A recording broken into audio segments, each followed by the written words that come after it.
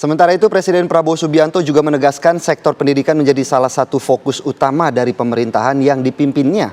Pemecahan Kementerian Pendidikan, Kebudayaan, Riset, dan Teknologi menjadi 3 kementerian baru merupakan langkah strategis Prabowo dalam upaya mereformasi sistem pendidikan di Indonesia.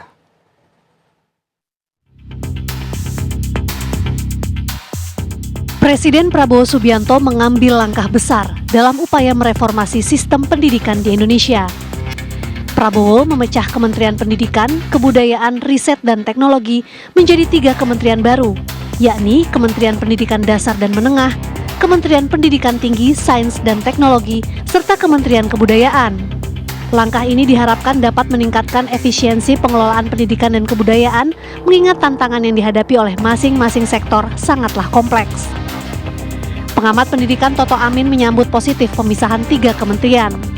Menurutnya, dengan langkah tersebut, diharapkan masing-masing kementerian dapat lebih fokus dan terarah dalam menangani isu-isu khusus di bidang pendidikan dasar dan menengah, pendidikan tinggi, dan kebudayaan.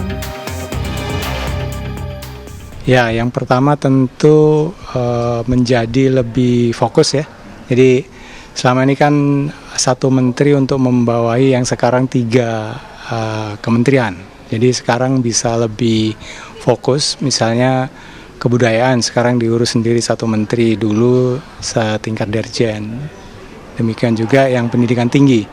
Jadi saya kira fokus itu udah lebih jelas karena yang menangani jadi lebih banyak gitu. Jadi kalau dulu mungkin eselon satunya itu di satu kementerian kan 5 maksimal atau 7 ya. Nah, sekarang itu jadi 7 kali atau 5 kali 3 lah, jadi 15 gitu. Jadi lebih banyak bidang-bidang yang di cover ya gitu. Saya kira itu positifnya di situ.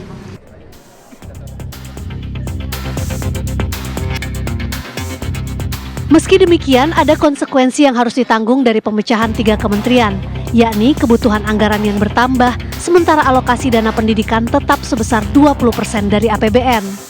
Terkait hal itu, salah satu solusi yang bisa diambil pemerintah adalah dengan menggandeng pihak swasta dan lembaga filantropi agar anggaran pendidikan bisa dipikul bersama.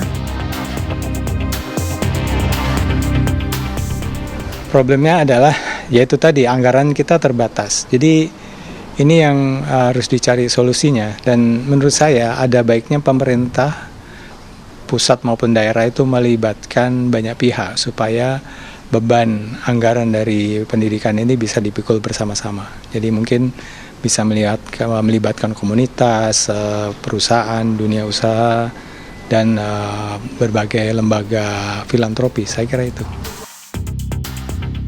Diharapkan dengan kebijakan pemisahan nomenklatur, koordinasi antara 3 Kementerian Pendidikan dan Kebudayaan harus tetap terjalin agar tujuan bersama mencerdaskan kehidupan bangsa bisa terwujud.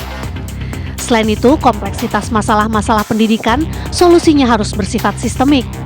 Dimulai dengan mengubah arah orientasi pendidikan ke depan dan memperkuat budaya akademis sebagai perbaikan kelanjutan kebijakan pemerintah. Dari Jakarta, tim TV One mengabarkan.